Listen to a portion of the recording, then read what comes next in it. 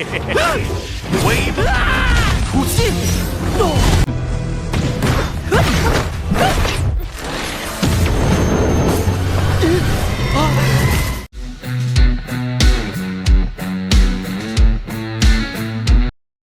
Halo guys, halo semuanya, dimana kalian berada, kembali lagi bersama Mimin di channel Alu Cerita Film. Dan bagaimana kabar kalian? Tentunya Mimin selalu doakan agar kalian semua dalam keadaan baik, sehat, dan bahagia selalu. Untuk episode kali ini, Mimin akan merangkum sebuah film dongeng series dari film Throne of Steel untuk part terbarunya. Bagi teman-teman semua yang belum sempat menonton video sebelumnya, kalian bisa langsung menontonnya. Linknya ada di deskripsi. Dan jangan lupa bagi kalian yang baru mampir untuk support channel ini terus agar Mimin selalu semangat dalam menghibur kalian semua. Oke, tanpa berlama-lama lagi, Mimin akan masuk ke dalam alur cerita Throne of Steel. Di episode sebelumnya, Ketua Kuil pun akan mengumumkan hasil pengundian pertandingan pertama. Dan yang pertama bertanding adalah Kesatria Hao Chen melawan assassin yaitu Xiang Yuan. Karena arena yang tidak cocok dengan gaya bertarung para assassin, oleh karena itu, pilar akan disediakan di arena untuk membantu menutupi bayangan mereka dan memastikan keadilan kompetisi. Di sana, Xiang Yuan pun sangat menyesal kenapa bertemu dengan Hao Chen yang tidak lain calon kakak iparnya sendiri. Lalu Hao Chen akan bersungguh-sungguh dalam pertarungannya, karena tujuannya adalah memenangkan tempat pertama dalam kompetisi tersebut. Pertarungan pun dimulai. Hao Chen pun langsung menyerangnya agar tahu reaksi karakter dari kuil assassin. Namun Xiang Yuan dengan mudah menghindarinya. Para peserta juga terkejut dengan Xiang Yuan karena ia hanyalah kesatria tingkat 4 namun sudah memiliki kemampuan terbang. Hao Chen pun merasa bingung kenapa Xiang Yuan bisa terbang. Xiang Yuan pun mencoba menekan Hao Chen dengan serangannya. Hao Chen tahu kalau Xiang Yuan bisa terbang karena peralatan yang ada di punggungnya. Lalu Hao Chen mencoba dengan serangan petirnya namun Xiang Yuan dengan mudah bisa menghindari serangannya. Xiang Yuan dengan gayanya yang tengil selalu memamerkan gaya terbangnya. Di saat bersamaan, wasit pun menghampiri Xiang Yuan dan mengatakan untuk bertanding dengan serius. Xiang Yuan pun menghampiri Hao Chen dengan sebutan kakak ipar. Ia mengatakan meski ia tidak bisa menyakiti Hao Chen, tapi ia bisa seri melawannya. Dan dipastikan Hao Chen tidak bisa menyerang dirinya. Para tetua di sana juga mengatakan kalau peralatan yang digunakan Xiang Yuan cukup bagus. Dan jika lawannya belum menyentuh tingkat 5, itu sangat sulit untuk memenangkannya. Lalu Hao Chen mengatakan memang tidak punya cara untuk mengalahkan Xiang Yuan jika masih tingkat 4. Tapi Hao Chen sudah menerobos ke tingkat 5. Dan ia teringat dengan gurunya yang mengatakan kalau ia akan mengajari satu cara dalam menghadapi assassin. Setelah tingkat 5, di antara yang bisa dipelajari ada keterampilan yang bisa mengalahkan assassin. Ia meminta membiarkan keberadaannya menjadi misterius dan sulit dipahami.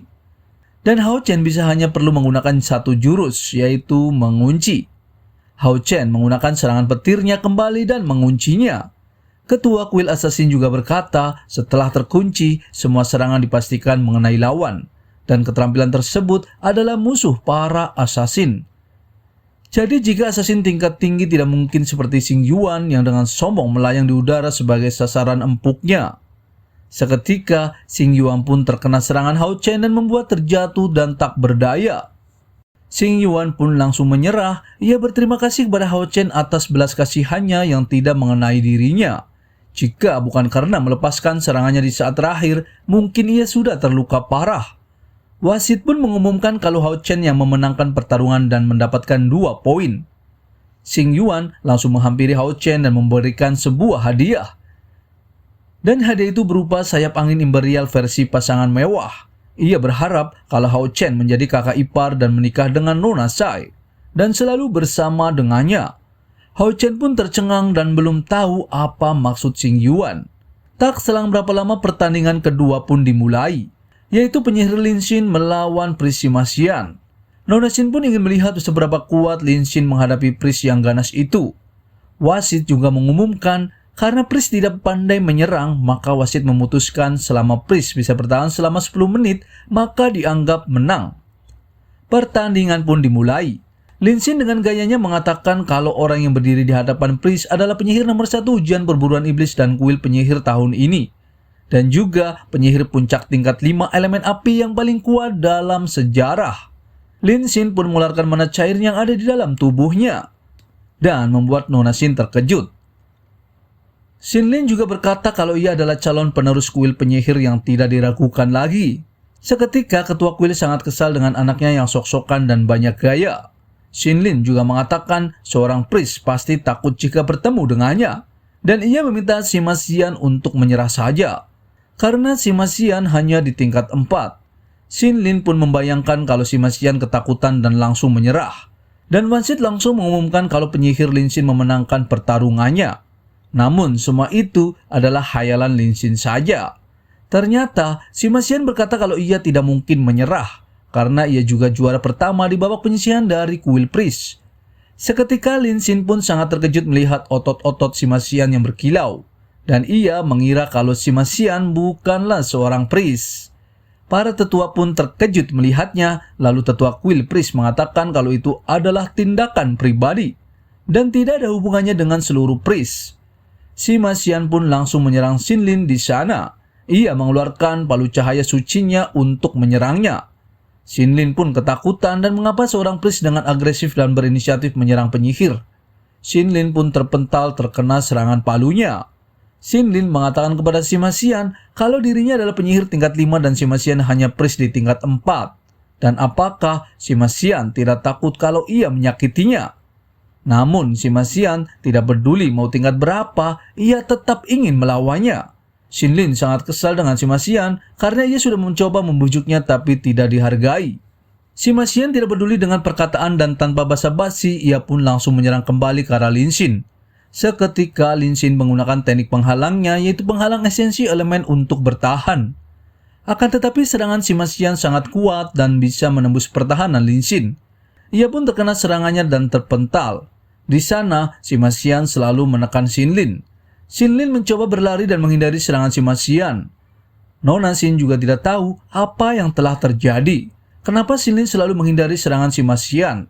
Sima Xian pun menggunakan teknik palu meteor perkasanya. Di saat palunya meleset dan tidak mengenainya, Xin Lin masih saja sombong. Ia berkata kalau serangan Sima Xian tidak mengenainya. Dan dipastikan tidak bisa mengalahkan dirinya. Namun di saat itu juga palu Sima Xian melayang ke arah Xin Lin kembali dan langsung mengenai Xin Lin. Xin Lin sangat kesal karena wajahnya memar terkena palu Sima Xian. Dan ia akan melawan Sima Xian dengan serius. Ia langsung mengeluarkan teknik semburan nafas apinya. Para tetua juga sangat terkejut dengan teknik tersebut. Dan itu adalah sihir pertahanan teratas tingkat 5. Sima Xian berkata setelah sekian lama Lin Xin masih saja menggunakan sihir pertahanan. Dan ia tidak akan mundur dan akan menyerang kembali. Sima Xian mencoba merobohkan pertahanan Xin Lin. Orang-orang di sana pun merasa ada yang aneh karena pertarungan antara penyihir dan priest akan tetapi selalu priest yang menyerang dan penyihirlah yang selalu bertahan. Dan itu seharusnya terbalik. Nona Xin juga merasa aneh kenapa Xin Lin tidak pernah memakai teknik serangan. Xin Lin meminta Sima Xian untuk menyerah saja, karena dipastikan ia tidak bisa menghancurkan pertahanannya. Sima Xian berkata setelah Xin Lin kehabisan mananya, ia pasti bisa mengalahkannya. Namun Xin Lin mengeluarkan botol pil yang sangat besar, dan botol tersebut berisi pil mana, yang setiap pilnya dapat memulihkan 200 poin mana. Dan dipastikan Sima Xian tidak bisa mengalahkannya. Ia juga mengatakan kalau hari ini juga Sima Xian pasti akan kalah. Sima Xian pun sangat marah dan langsung mencoba menghancurkan pertahanan Xin Lin. Namun wasit memberhentikannya. Ia mengatakan kalau kompetisi telah berakhir dan dimenangkan oleh Priest Sima Xian dan mendapatkan 2 poin. Kenapa pertarungannya dimenangkan oleh Sima Xian? Wasit pun memarahi Xin Lin karena Xin Lin seorang priest apa seorang penyihir. Siapa yang seharusnya bertahan dan siapa yang seharusnya menyerang. Dan waktu juga sudah 10 menit berlalu. Sima Xian juga berkata kalau dirinya adalah seorang priest. Jika tidak bisa mengalahkan priest dalam 10 menit, ia akan menang. Wasit pun meminta mereka berdua untuk keluar dari arena. Lalu wasit juga mengumumkan pertandingan selanjutnya yaitu Assassin Sai melawan Kesatria Lixin. Di sana Xin Lin sangat senang karena Nona Xin bertemu dengan assassin nomor 1 yaitu Nona Sai. Karena sebelumnya Nona Xin menipu dirinya. Dan ia akan melihat pertontonan bagus hari ini. Nona Xin juga tidak menyangka kalau pertandingan pertama akan melawan Nona Sai. Para kontestan tahu kalau Nona Sai adalah assassin nomor 1 yang bisa mengalahkan 10 orang kontestan sekaligus. Dan dipastikan akan menjadi pertarungan yang sangat sengit. Lalu Nona Sin juga tahu kalau hubungan Nona Sai dan Hao Chen sangat bagus. Dan ia tidak ingin menghadapinya. Di saat wasit meminta mereka bersiap untuk bertarung, Nona Sai tiba-tiba mengaku kalah. Semua orang pun terkejut. Lalu Nona Sin pun langsung menghampiri Nona Sai. Ia mengatakan kenapa Nona Sai memilih mengaku kalah. Nona Sai tidak perlu mengasihi dirinya. Apalagi jika Nona Sai kalah satu pertandingan lagi itu akan membuatnya tersingkir. Dan lebih baik Nona Sin yang mengaku kalah. Namun Nona Sai pun mengatakan untuk jangan khawatir. Wasit pun memutuskan pertandingan dimenangkan oleh Nona Sin dan mendapatkan 2 poin. Pertandingan selanjutnya pun akan segera dimulai, yaitu Summoner Chen Ying melawan Warrior Wang Yuan. Kedua kesatria pun bersiap untuk bertarung. Hao Chen juga ingin melihat pertarungan antara Summoner dan Warrior, agar ia bisa mengamati bagaimana gaya bertarung keduanya. Pertandingan pun dimulai. Kesatria Wang Yuan pun langsung menekan Summoner Chen Ying. Namun, Chen Ying masih dengan mudah menghindari serangannya. Hao Chen tahu kalau Nona Chen Yuan memiliki kemampuan pukulan yang begitu mendominasi. Dan menurut Hao Chen, artefak bela dirinya adalah sarung tangannya. Sedikit pertarungan pun terjadi. Lalu Chen Ying pun mengeluarkan teknik memanggil summon di sana. Ketua Warrior pun terkejut melihat Nona Chen Ying memiliki bayangan 3 air. Nona Wang Yuan pun langsung mencoba mengkonternya sebelum Nona Chen Ying berhasil memanggil summonnya. Namun serangannya terjebak oleh kekuatan Nona Chen Ying. Seketika Nona Chen Ying pun berhasil memanggil monster dengan kekuatannya. Wasit pun terkejut melihatnya, karena Nona Chen Ying bisa mengeluarkan teknik gerbang roh kehidupan. Hao Chen juga terkejut, ternyata Nona Chen Ying yang memanggil Cerberus tingkat 8 di pertandingan sebelumnya. Ketua Kuil Warrior juga tidak percaya kenapa Nona Chen Ying bisa memanggil gerbang roh kehidupan. Karena seharusnya orang yang bisa memanggil semua makhluk untuk digunakan sendiri, seharusnya adalah keterampilan yang hanya bisa digunakan oleh Kaisar Roh tingkat 8. Namun Ketua Kuil Summoner sedikit khawatir dan semoga Nona Chen Ying tidak salah memanggil binatang iblisnya. Dan benar saja di saat Nona Chen Ying memanggil binatang iblis tingkat 8-nya, seketika semuanya pun terkejut melihat binatang iblis yang Nona Chen Ying panggil, karena binatang yang ia panggil adalah seekor domba imut. Nona Wang Yuan pun terkejut dan menarik kembali serangannya. Ketua Kuil Summoner pun menahan malu di sana karena muridnya yaitu Nona Chen Ying salah memanggil monster.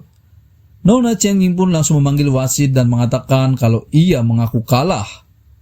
Wasit pun memutuskan kalau pertandingannya dimenangkan oleh Nona Wang Yuan dari Kuil Warrior. Di sana Hao Chen juga merasa kalau Nona Yuan masih memiliki keterampilan yang sangat kuat yang belum digunakan. Dan tampaknya artefak bela dirinya tidak sekedar sarung tangan biasa. Lalu Hao Chen akan pergi karena ia sudah berjanji dengan Nona Sai untuk bertemu. Beberapa waktu kemudian Hao Chen pun bertemu dengan Nona Sai dengan membawa sebuah bunga untuknya. Namun di saat Hao Chen memberikan bunga tersebut kepada Nona Sai, tiba-tiba tanda di kepala Hao Chen muncul dan membuat Hao Chen tertarik oleh dunia lain. Nona Sai pun sangat terkejut dan sangat mengkhawatirkannya, dan langsung memanggil semua pengawalnya. Tetua pengawal menjelaskan kalau ada sebuah formasi aneh dan langsung membawa Hao Chen. Hao Chen pun tidak tahu dengan hal itu. Lalu Nona Sai mengatakan kepada pengawalnya apakah ada cara untuk menemukannya. Pengawalnya menjawab kalau ia belum pernah melihat formasi tersebut. Dan kemungkinan formasi itu dari dimensi lain. Para pengawalnya juga ingin menyelidiki lebih lanjut mengenai formasi aneh tersebut. Dan saat ini mereka hanya bisa menunggu sampai Hao Chen kembali. Dan jika Hao Chen tidak kembali, kemungkinan Hao Chen akan mati di dimensi lain. Seketika Nona Sai meminta para pengawalnya menutup tempat tersebut dan tidak ada yang diperbolehkan masuk. Kita kembali ke Hao Chen. Di sana Hao Chen tersesat di dimensi lain. Hao Chen pun kebingungan dan ia tidak tahu ada di mana. Namun ia merasakan kalau tunggangannya yaitu Hao Yu sedang meminta pertolongannya. Hao Chen pun langsung mencari Hao Yu di sana. Dan Hao Chen baru tersadar kalau Hao Yu ternyata bisa bicara. Lalu Hao Yu berkata kalau di dunia tersebut ia tidak hanya bisa berbicara, tapi juga dapat berevolusi. Setelah menelan batu mutiara, Hao Yu langsung berevolusi, tapi ia dihalangi oleh dunia lain. Ia juga membutuhkan bantuan Hao Chen. Seketika, Hao Yu pun menghilang kembali. Hao Chen tahu kalau di sana banyak hantu yang bergentayangan. Dan itu adalah Austin Griffin dan semua hantu itu juga sedang menuju Hao Yu. Jadi Hao Chen pun bergegas mencari Hao Yu. Hao Chen mengatakan tidak peduli apa yang akan terjadi, ia harus membawa Hao Yu pulang. Lalu bagaimana kelanjutannya Mimin akan bahas di episode mendatang ya. Terima kasih.